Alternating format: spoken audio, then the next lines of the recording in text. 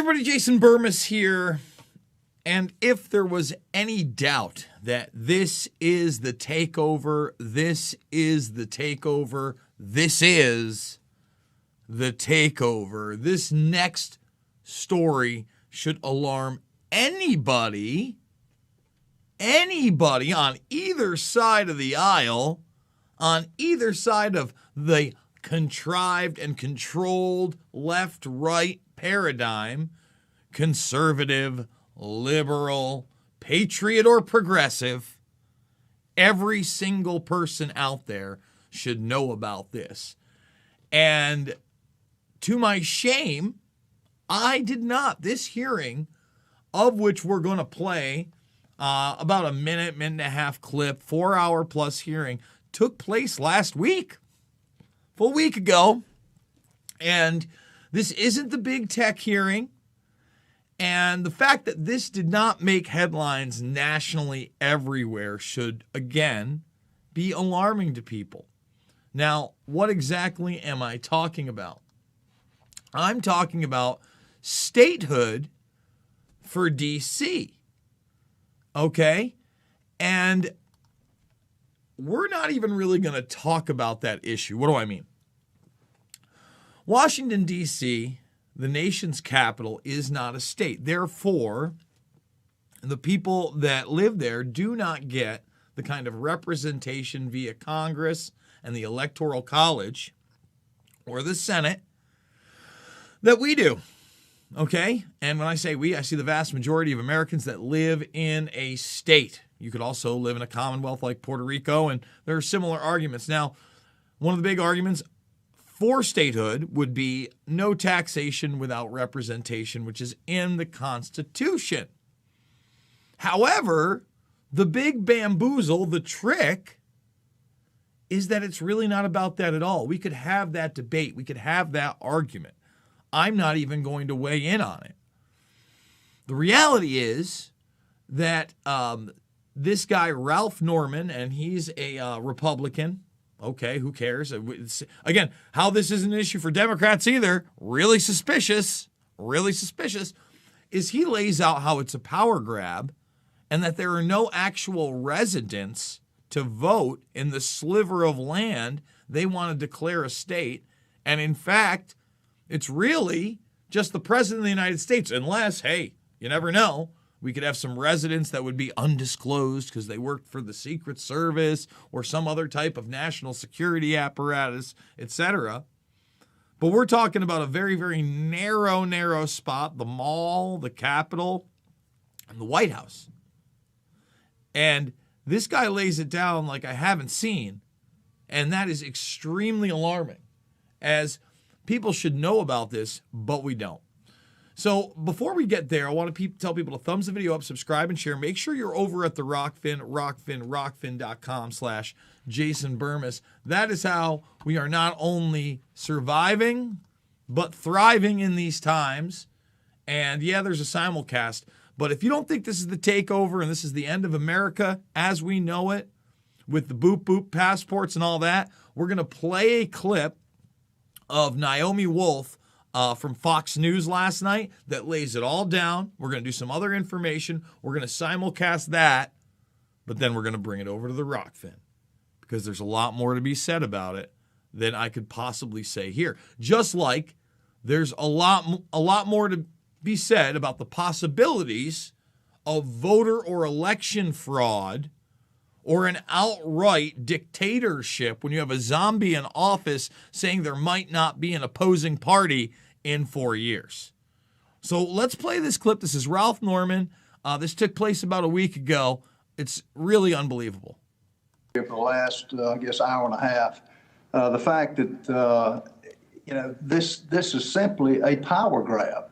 And the reason it's a power grab is the fact that the 23rd Amendment gets in the way of what the Democrats are trying to do without any Republican support. The things that had been brought up about D.C. would not have an airport, which most states have, if not all. The dealership, I will tell you that the only dealership there now is Tesla dealership, which is, I think, a high-end car. the only way the solvency of Mayor Bowser is because of the federal subsidies that subsidize the city. They have no source of income. In South Carolina, we have farming. In South Carolina, we have manufacturing. In South Carolina, we have mining. This new state, if it's formed, will have none of that. And Ms. Smith, let me ask you, getting back, the crux of this issue is the 23rd Amendment. You acknowledge in the Constitution the seat of government is right now in Washington, D.C., correct? Correct, Congressman. And by the way, it's really weird. Sometimes that guy had his mask on, or a mask off, but for some reason during this portion of it, he has his mask on. It's extremely bizarre. The 23rd Amendment provides D.C. residents participation in the presidential elections.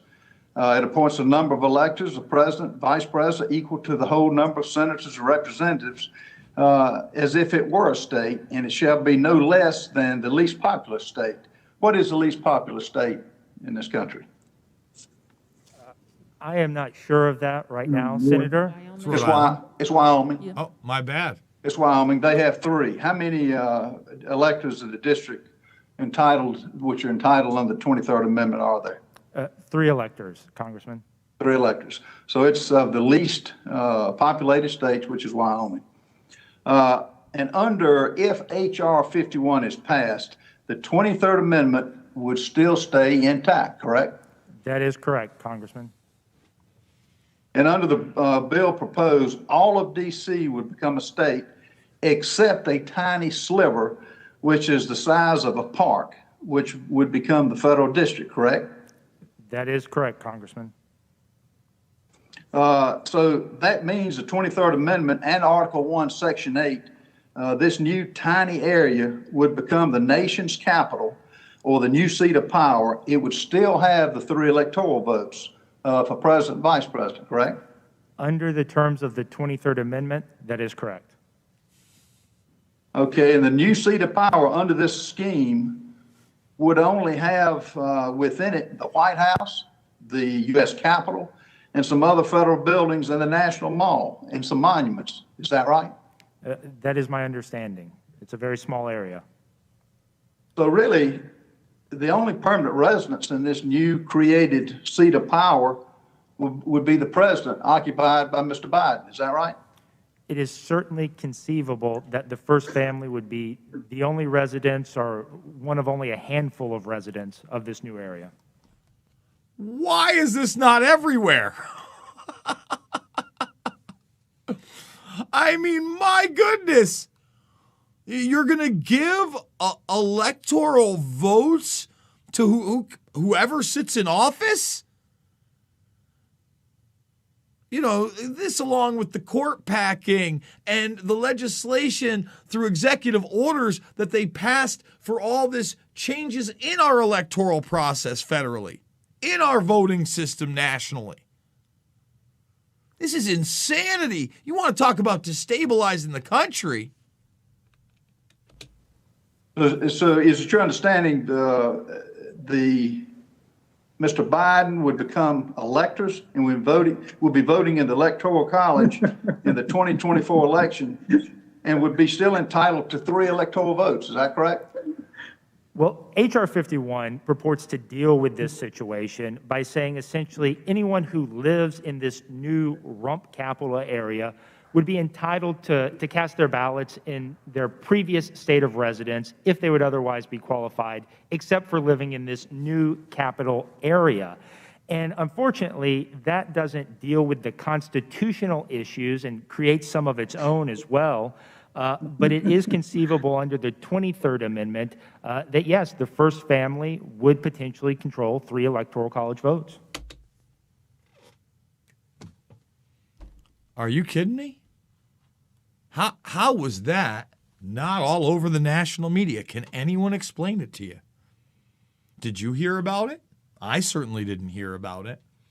Just another puzzle piece in this New World Order agenda that is being rebranded a Great Reset and building back better with unity and zombie Joe Biden. Guys, If you like this video, thumbs it up, subscribe, and share. I do want to thank Tim Adams for the tip over at the Rockfin. And that's the way to support me. Rockfin.com, Rockfin.com/Jason Bermas. When you sign up for an actual membership, if you want a paying membership, make sure to endorse myself. You'll get everybody's premium content. It's like a Netflix for creators. We just put up the Grimerica interview with some behind-the-scenes stuff in the beginning. And it's great stuff. Go check it out. It's for the premium members. And then everything else is free over there. So make the free account.